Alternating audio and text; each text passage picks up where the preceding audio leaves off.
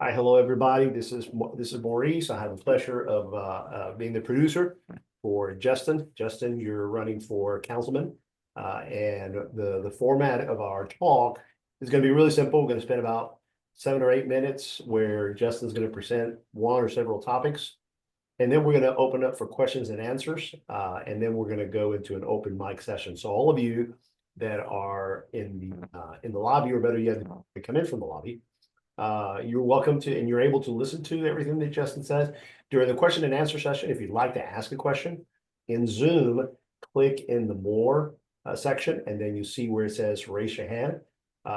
That's actually, I'm sorry, no, look for the button that says Q&A, and go ahead and type in your question, and we'll feed it to Justin during the second segment. And then the last segment will be an open mic, and that's where you go to more and then click on the raise hand, and we'll take it on a case by case basis, on a first come, first serve. Whoever raises their hands first, we'll open the mic. You go ahead and make your comment, ask your question, and we'll go to the next person after that. And after a good 15 minutes of the whole thing, we'll go ahead and sign off. And you guys, everyone should be able to listen to the recording on Facebook a couple hours after this session is over. So without much delay, let's go ahead and get started. Justin, good seeing you. You ready to go it? Ready to go. Okay, so the floor is all yours. You got 7, 8 minutes. Microphone's yours. All right. So, hi, everybody. I want to introduce myself. I'm Justin Turner. I'm running for District 4 City Council. And I kind of wanted to start this off by kind of explaining why I decided to run and kind of who I am, what my background is.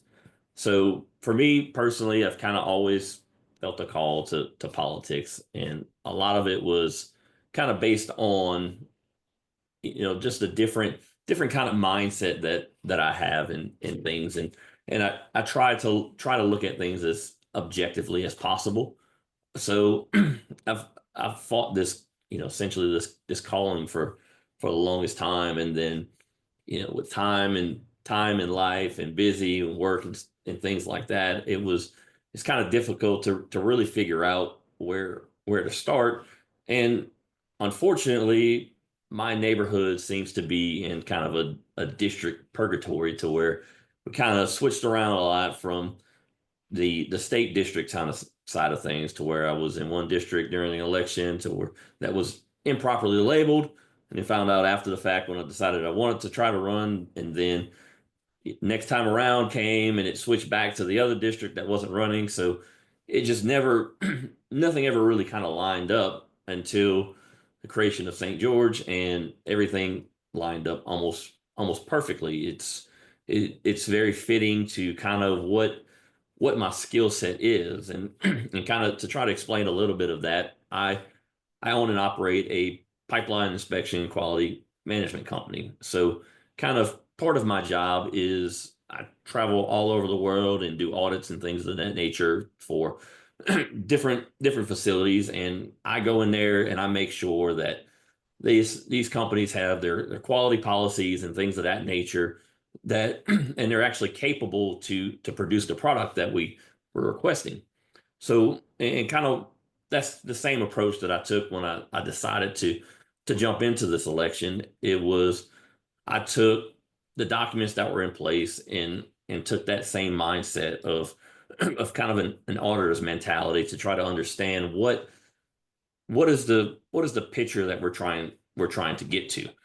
And this is kind of where I form my own opinions on things when it comes to the home rule charter, the salaries, kind of the construct of where everything is at. And it's kind of lacking. There's pretty significant gaps when it comes to the charter and some of the different ordinances and things that are such that have kind of been passed along the way, to where it's probably just a lack of experience. Maybe it's a lack of that auditor's mindset, that there's certain things in there, and it tends to be the fine details and things that kind of make things add up. And then you just kind of follow a path. And anybody that's ever done any kind of auditing training, you follow that path. You ask questions on things to come to the ultimate conclusion of kind of where stuff is at. So, and this is kind of where I think that we really need somebody like myself in there, that's able to ask these questions and draw these conclusions based off of what these questions are. And kind of one of the examples of it was, like I mentioned, and to where within the home rule charter, when it talks about a veto override requiring a 3/4 of authorized members, and the authorized members it's kind of a key term in there, because it doesn't matter at that point who's present. It's 6 out of 7, whether there's 5 people there, 6 people there, 7 people there. That's the number that you need to override any kind of veto. And where that kind of creates the problem is where there's no requirement for council members to actually perform at meetings or be at meetings and things like that.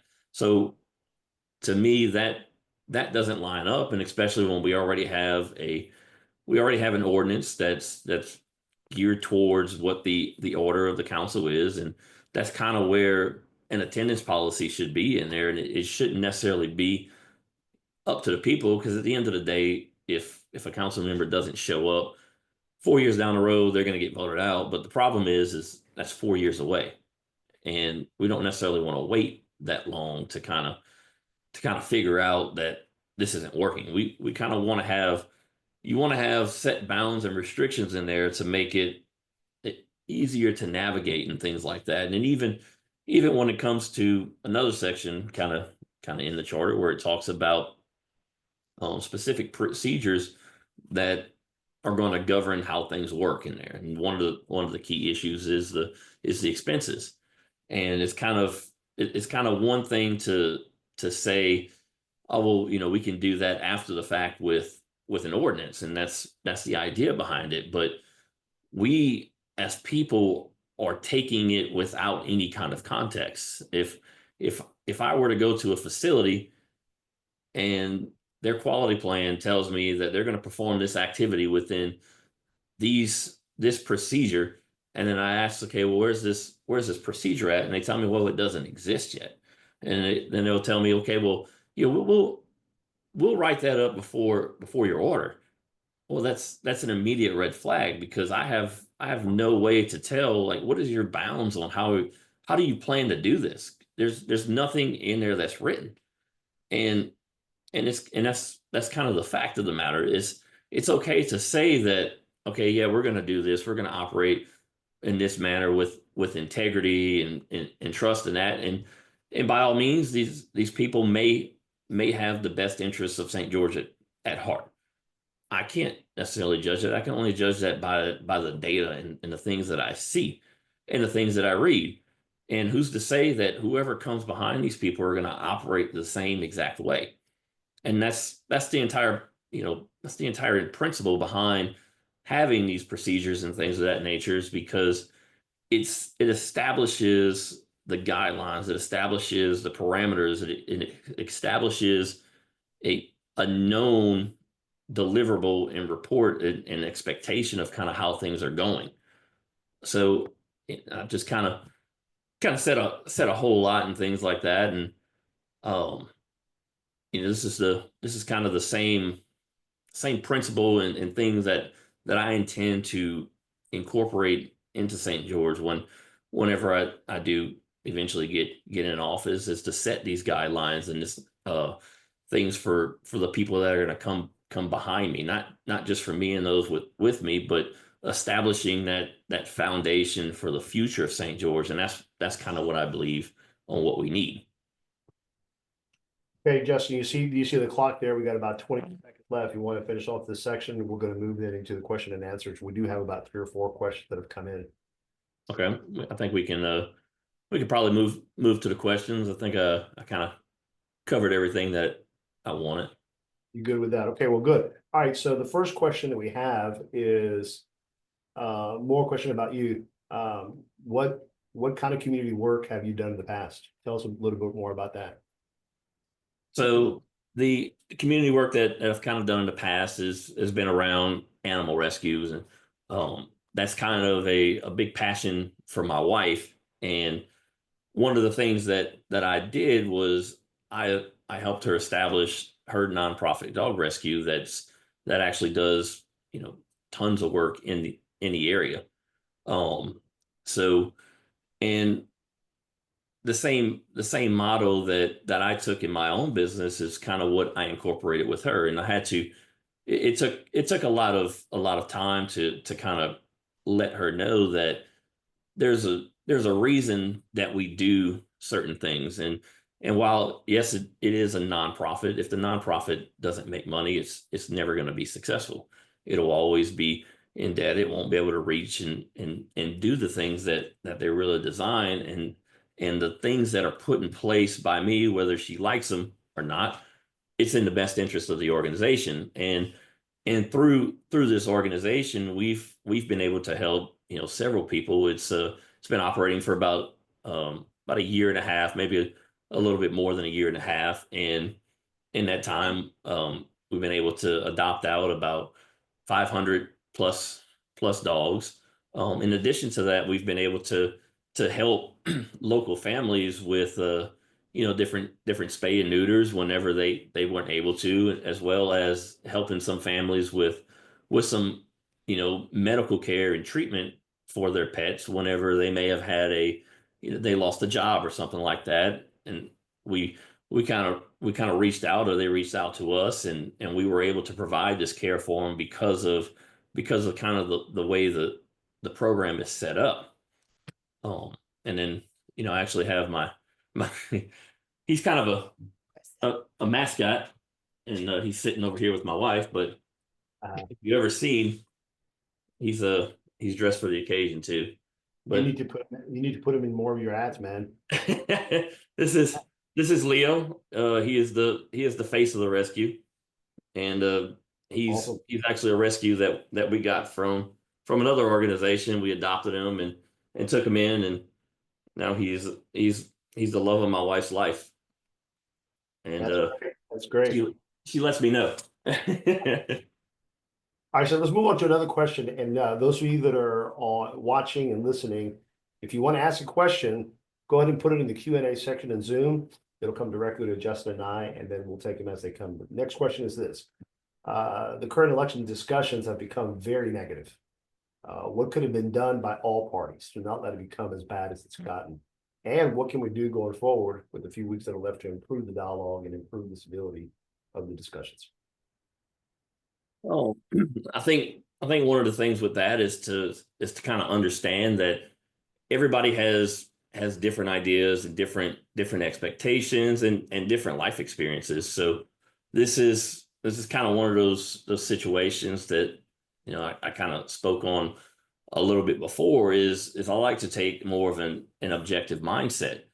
And I understand that no matter how hard I try at that, I have different experiences in life than many others.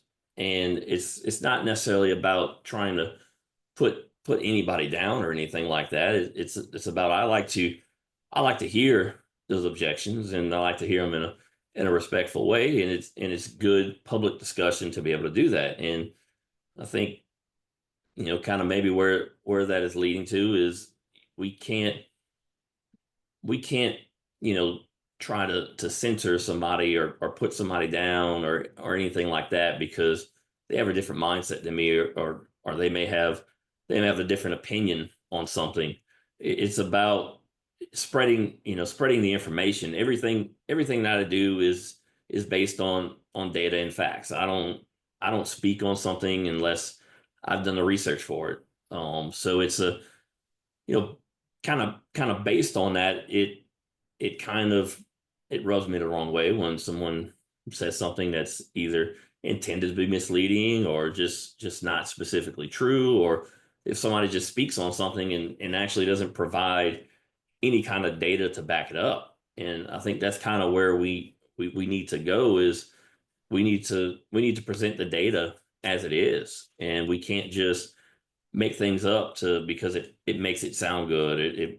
I can't just tell you that, hey, this is the way we need to go because it aligns with what my opinion is. We need to present the information and the data kind of as it is, and let the public decide for themselves what they want. Good, good. All right, this one is a little bit more about governance. assuming that you do sit on the newly elected council or you don't, what do you feel are the two priority things that the council should take care of once it is seated as a governing body? So I think it's kind of the biggest one, and it's more so the entire idea of why St. George was incorporated in the first place, and it's down to school districts. And we kind of need to sit down and determine what's the best plan of action, what's the best course of action for that. The second thing is going to be kind of around the salaries. That's kind of one of the topics, and one of the kind of eye raising points that essentially motivated me to take the initiative and run this election. And I think there needs to be some sort of adjustment, and because of the nature of kind of the way things are, and the fact that we have 3 members that are running unopposed that voted in favor of the salaries, there's going to be some negotiations and compromises that are going to have to happen. And kind of what I would think and kind of would push for is we're going to have to negotiate on 2 things. We're going to either have to reduce the total amounts down from where they are and maintain the 2%, or we're going to have to just kind of remove the 2%. And it's a matter of kind of what's best. Obviously, I'd probably like to have both of those to some effect, but I understand that I'm one of 7 votes, and at the end of the day, there's going to be negotiations and compromises that kind of need to happen in order to make things move along. All right, follow up to that, is it the correct way to read it that if HRC passes and that the majority of the council members are voted in who favor or are in favor of the salaries, that's pretty much the residents of St. George saying, look, we're fine with those decisions. And the opposite is true, that if it goes the other direction, that it should be understood or read that the residents of St. George are saying, please come back to the table and renegotiate and start again afresh together. I'm assuming does it mean in like the start afresh on the home rule charter, or? And perhaps a revisiting, like you mentioned earlier, about the salaries. Yeah, so the salaries the salaries in the home rule charter are kind of where the biggest gap misalignment kind of is. The salaries that have been put in place aren't necessarily representative of what the requirements are within the home rule charter. And it's almost as if there's some sort of shift or change or kind of what the reasons are. I don't want to insinuate of anybody's intentions, but there's a misalignment there. The home rule charter talks about there's a full-time mayor. However, if you look at the job descriptions for the mayor, there's no justification for a full-time mayor, especially considering the city manager is the one that's responsible for essentially managing the city. So the salary doesn't align with the home rule charter, and we're going to kind of see and know on March 29th what the deal is with the charter. It's either going to pass or it's going to fail, and we're going to have to move based on that decision on kind of what the direction of the city is. And if the home rule charter does pass, then I'll operate within the bounds of it. But when it comes to the time to kind of writing these procedures and things like that, I'm going to be the one in the background that's fighting for the restraint within it, as opposed to loose-ended ambiguities. Okay, we have one more question, but we're about a minute over this segment. What would you like to do in your call? We can leave this question for tomorrow's session. It's about the school district, or if you'd like to, we could go ahead and move over to the open mic segment. Your call. I think we can talk about this one for now. So the question is about the school district. If you could give us, you mentioned already the importance of it, but if you could expand on it, tell us how you view that topic. Okay. So when it comes to the school district, the key part to it is in order for St. George to create a school district, it's a very difficult process. So it first has to get through state legislation. It has to be able to get on the ballot. Once it's on the ballot, it has to go to a statewide vote to approve a school district. And this is something that's going to be somewhat of a long process. And I've talked to some people that they feel that they can actually get it to the ballot. However, their concern comes when it actually gets on the ballot. Um, the the idea that I have is kind of more of a charter school district, and also more along the lines of a school choice type of system. And part of my concern is if St. George creates a school district, we're going to be account for about 25% of the students. And we're going to take 25% of that school revenue from East Baton Rouge Parish. And before we do any of this, we need to be responsible and understand that if East Baton Rouge Parish fails, St. George fails. We are tied together, no matter how we view it.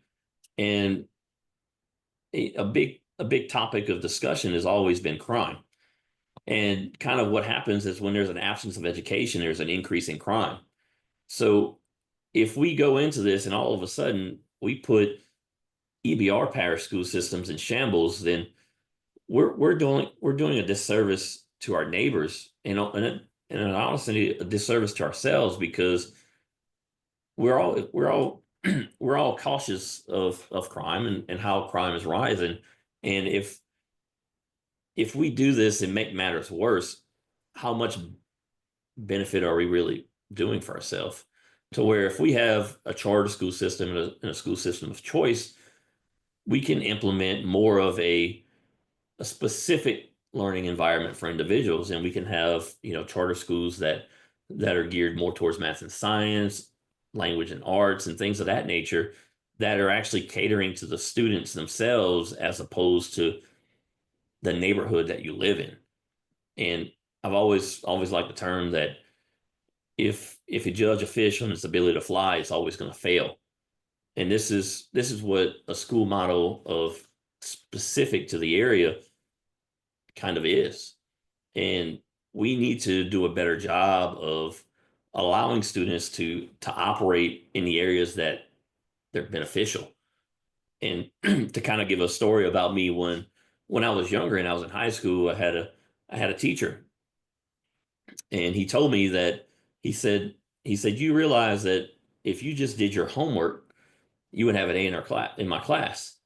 And I kind of responded to him. I said, well, kind of, doesn't that defeat the purpose of homework?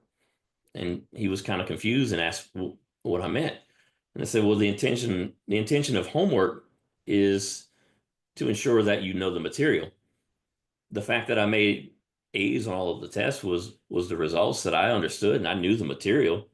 However, the fact that I didn't do homework, and it was partially because I was very bored in school, it knocked my grade 10%. So I could never make an A in the class because I was already bored in school and I wasn't planning to be bored at home. Good point. Good point. All right, so let's move into the open mic segment. For those of you that are participating, the way you do it is in the Zoom model. I mean, the Zoom app. Find it should be under actions or under other or more, and you should see a button there that says raise your hand, raise my hand. And once you click on that, I will see the indication. And then I'll turn the microphone open to you. Also, if you can't find it, you can also click in the Q&A question section and tell me that you want to ask a question, and I'll open your microphone. All right, I have someone here that would like the phone. Leslie, she's got a question regarding explaining working in the Larceny Act. All right, so let me say, so give me a second.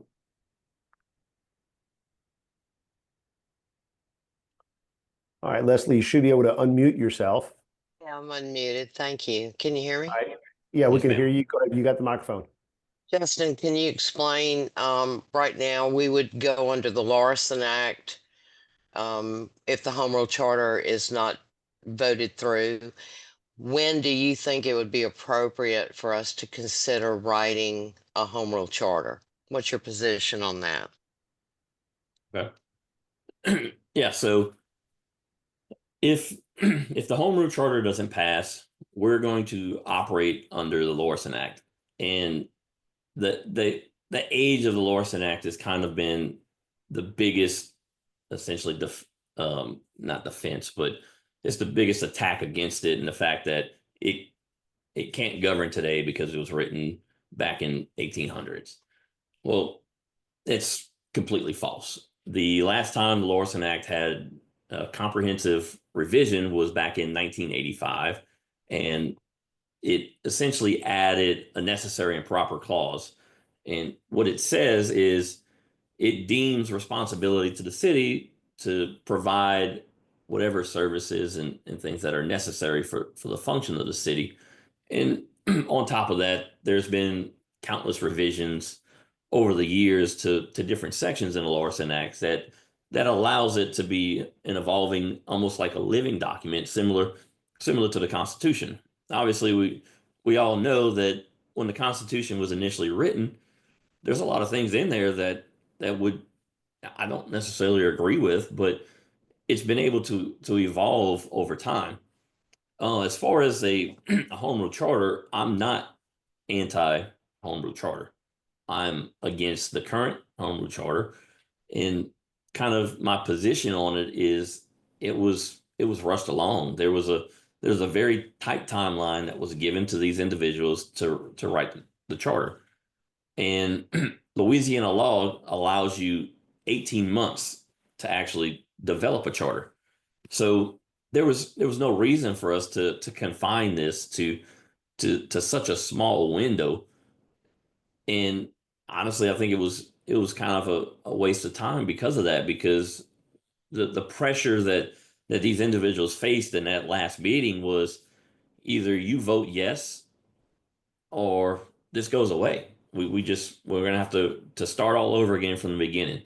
And I wouldn't be opposed to, once all the officials are elected and that the mayor appoints a new charter committee, and we develop a new charter, but over a much longer period of time. That at that point there's not going to be a rush on hey, we need to get this done, and so we can actually focus and spend more time in areas that need and even get more public opinion on things, as opposed to confining. I believe it was, I think, seven total meetings that the Charter Commission actually had.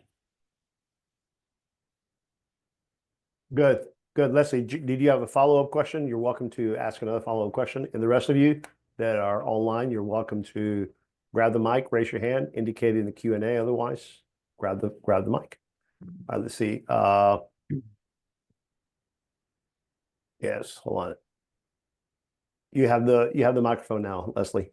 Thank you. Yeah, my next question is, have you spoken to the mayor of Central, Wade Evans, about how the Larson Act is working for them? And if so, what did you learn from that? And what was your takeaway? Okay. So I spoke with him a little bit on it, and his kind of stance on it is it's about the people that are in place. And he said that it doesn't overly matter the form of government that you use. If you have bad individuals that are running it, you're going to have a bad system no matter what. And that's kind of what makes it important on the individuals that are in there, and their ability to not only work together as individuals, but working together for the community as a whole. It's not about it's not about the people that have been there from the get-go. It's not about the people that voted for it. It's about everybody. Once the city of St. George was incorporated, we became the city of St. George, whether anybody wanted it or not. So we need to come together and we need to forget the past. It's not who's been there. It's about where we're going. It's about the future of St. George and where we're going to end up in 4, 8, 12, 16 years down the road. Okay. If any of you have any other questions or you want to go ahead and participate in open mic, you're welcome to raise your hand. Let me know in the Q&A session that you want the mic. Otherwise, we'll finish off. Oh, well, hold on. No, just someone said, great answer, excellent job. Thank you, Justin. So that was kudos. All right. So Justin, there's no other questions. Open mic seems to be served well. Do you have any closing thoughts that bring us to the end? Okay. Well, I appreciate everybody spending their time and in their evening being able to come listen to me. We're going to start doing this kind of regularly. We were going to have another meeting tomorrow at the same time, 8:30, same link. So I thank y'all and y'all have a good night. I appreciate y'all's time. Yes, thank you, Justin. Like Justin said, we'll meet here at the same time, same link. Tell your friends, tell your colleagues, tell your family, come join us, and we'll have new topics. Be on the lookout, but use the same link and share it with others. Thank you all very much for coming, spending some time with. Oh, wait, last minute. Mhm. I think somebody is not raising their hand. I think they're basically saying thumbs up. Thank you. And then Okay. again, another kudos. Good job, Yeah. Justin. Everybody, thank you very much. Good job, All right. Justin. Thank y'all. Y'all have a good See night. you later. Bye-bye.